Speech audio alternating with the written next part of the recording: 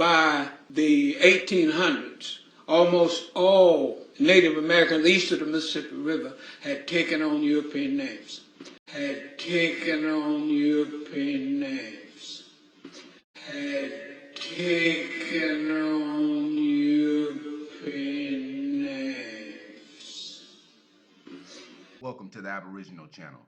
On this episode, we're going to learn about some names. We're going to learn how to identify an Aboriginal by his European name. So right here we got the brother, rest in peace, Khalid Abdul Muhammad. Says his name was Harold Moore. So his last name was Moore. I looked up what Moore, the name Moore means, and it means it's someone who lives near a marsh or a bog. Since Khalid Muhammad was born in Houston, I wanted to see if there was any significance behind Houston and a marsh or a bog. It was basically built on a swamp or built on a marsh. It says right here on this website I looked at, it's talking about the richest zip code in Houston, but it's talking about the city right here. It says that Houston is located in the Gulf Coastal Plain biome, and its vegetation is classified as temperate grassland. Much of the city was built on marshes, forest land, swamp, or prairie, all of which can still be seen in surrounding areas. So the city of Houston was built on marshes. The name Moore means one who lives near a marsh or bog. Sometimes you can't always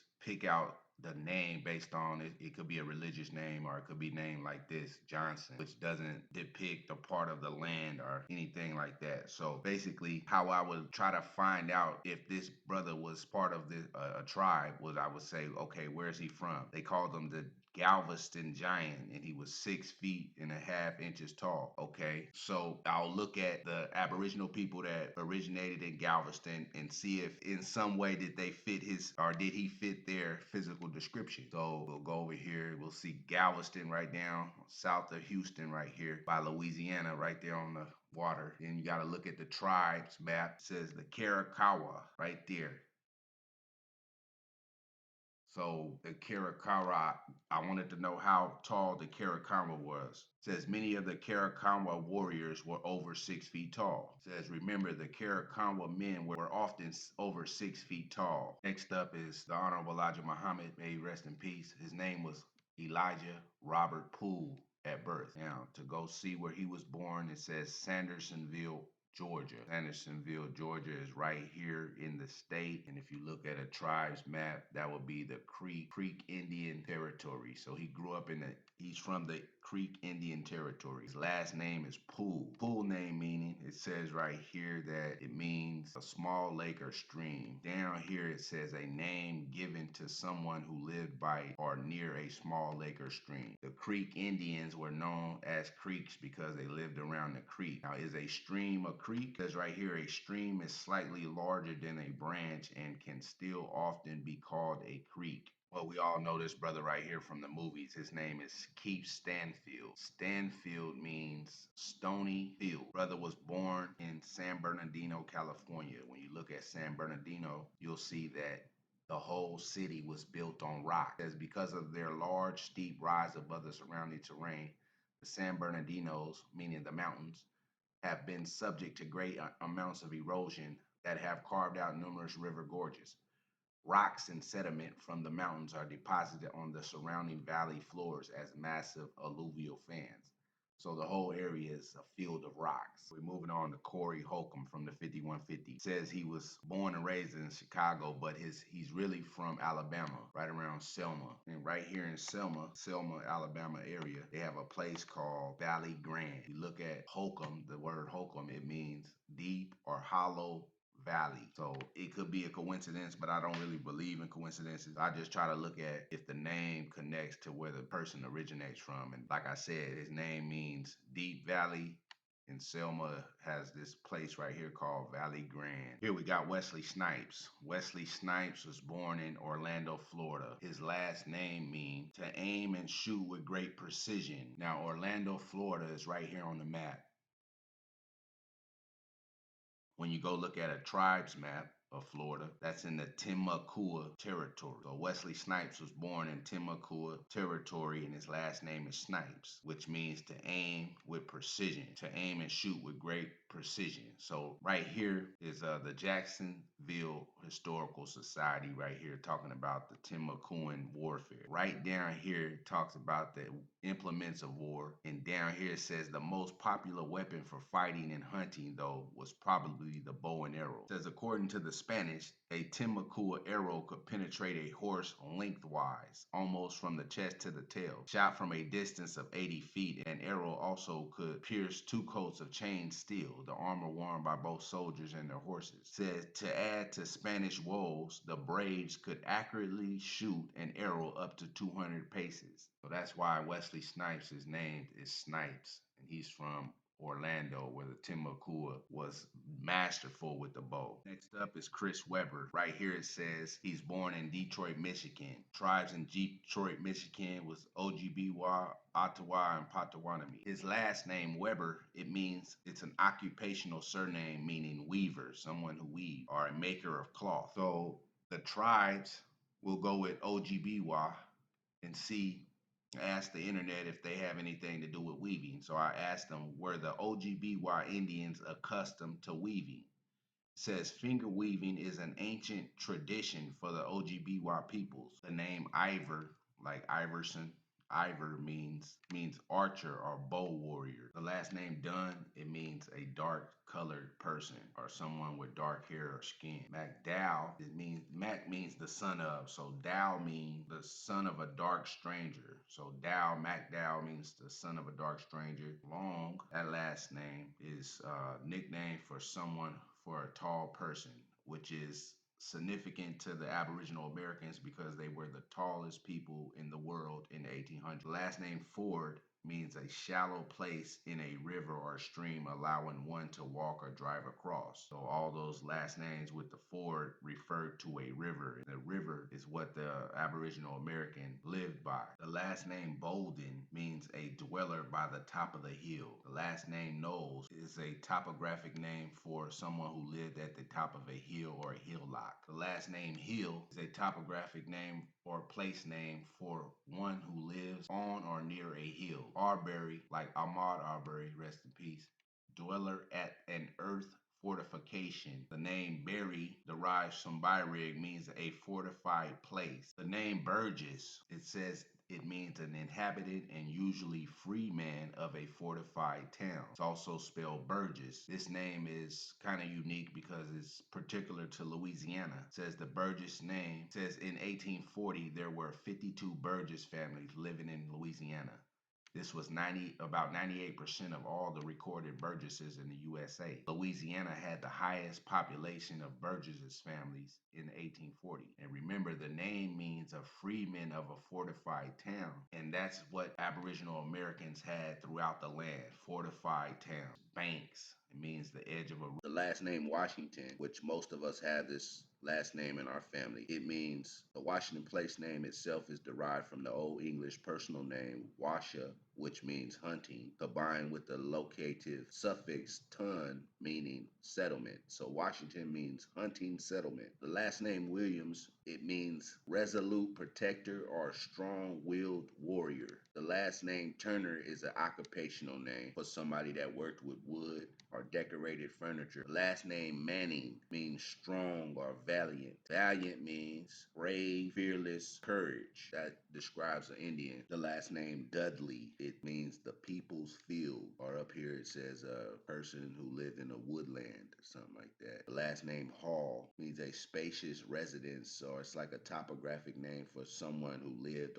in or near a hall, or an occupational name for a servant employed at a hall. Now, a hall is a spacious residence. In the old books, it explains how some of the Indians' houses could fit 1,500 people in one house. The last name Campbell, it could either mean like a crooked mouth, it was saying, or a beautiful field. Burns says burn house, right? But it also means someone who lived by a stream or stream. The last name Douglas, it means black river or dark water or dark river, which is important because of like things that's called the Black River. The last name Bradley, it means the broad meadow or the broad clearing in the wood. The last name Hamilton. It means a flat top hill, which is also significant to Indians because they made like a big mound but made it flat at the top and put a house on top of there. And his name was General Sam Cobb. So this brother's great-great-grandfather's last name was Cobb. That name means basically lump. It has Old Norse and Anglo-Saxon origins from the word Kabi, meaning lump, and would likely describe a large, well-built, and impressive man. Now, of course, by the 1800s, almost all uh, uh, Native Americans east of Now he called them Native Americans. All these older school people don't use the terms that we use, but he using Native Americans to mean the Indians. the Mississippi River had taken on European names. So I'm gonna give a little commentary to the video I put up yesterday. So basically, Sam Manton-Ogod just asked Jane Elliott about reparations for so-called black people. This is her response. Now, her response is she has some knowledge in her brain. She knows that there was some slaves in America, but they wasn't really black people, basically. And I'm using these words so we understand clearly what's going on here. So they just asked her about reparation, and this is her answer. The first modern human beings that came to this continent came from Africa. Now, right there, she is saying, now who comes from Africa? Do the people called Native Americans right now, do they come from Africa? No, they come from Asia, Siberia. So she's not talking about them. You can't get to reparations for the slavery bullshit until you get to the original people. She say they come out of Africa. Now, we all got our different understandings about that. When you go look at all the pyramids in the Atlantic Ocean, you'll know that it was like a river. It was like jumping back and forth from one side to a river to the other. The Atlantic Ocean was small, but we all have our different understandings about that. It's not about that particularly. This is about reparations. She's saying the first people to come to the continent was from Africa. Now, there was no Africa back then. And like I said, you can't really say who comes from what. Maybe the people in Africa first was over here on this continent and they went over there. It doesn't matter about that. She trying to tell God and Sam Ant who they is. She said the very first people come from Africa. White folks understanding is that every black people come from Africa. So she's telling them that the first people over here were black, basically. And the people who are suffering the most from COVID are native. Now, watch her mouth. She wants to say the people that are suffering from COVID the most are black people. But she says Native Americans because they're not black, they're Native American. She using the word native to mean aboriginal, not those people from Siberia. Are native. Now watch her mouth. She wants to say Remember when they were saying that so-called black people was the ones suffering the most from COVID? Watch her lips. She said the people suffering from COVID the most, and she's about to say black people, but she said Native American.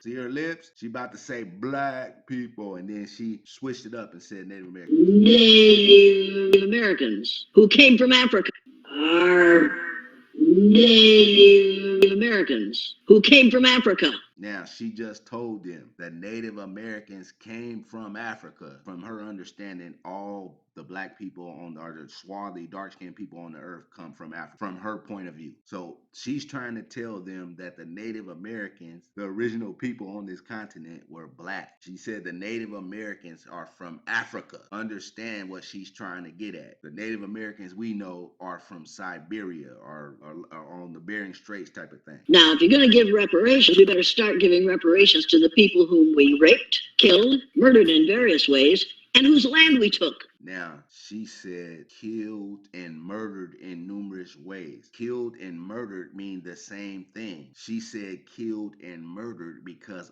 a very, very large amount of Aboriginal people were killed by colonizers. Now, if you're going to give reparations, we better start giving reparations to the people whom we raped, killed, murdered in various ways, and whose land we took. All in a nutshell. nutshell. Right there, that's the reparations. It's not for no damn slavery because the white folks was the slaves. Let's start there. I'm all for reparations from there. And you need to realize that they were the first Americans. They're from Africa. Who comes out of Africa? What do they look like? They have dark ass skin. She's trying to tell the people here who they are. So if we're going to start with reparations, let's make reparations to the first people, the first black people who... Now, she just said it. She reiterated the first people. The first black people. She just said it. It's the first black people. We know why we don't use the word black and all that, but what she's saying, from her understanding, we got to give the very first people that was here reparations. The very first black people. That's bottom line. She just saying it right there. She using the word Native American to say the very first people on this continent came from Africa. Now, who lives in Africa? Dark-skinned people. So she trying to tell them in a nutshell, don't talk about reparations, because your people was never slaves. Talk about your people getting mass murdered. The first black people who came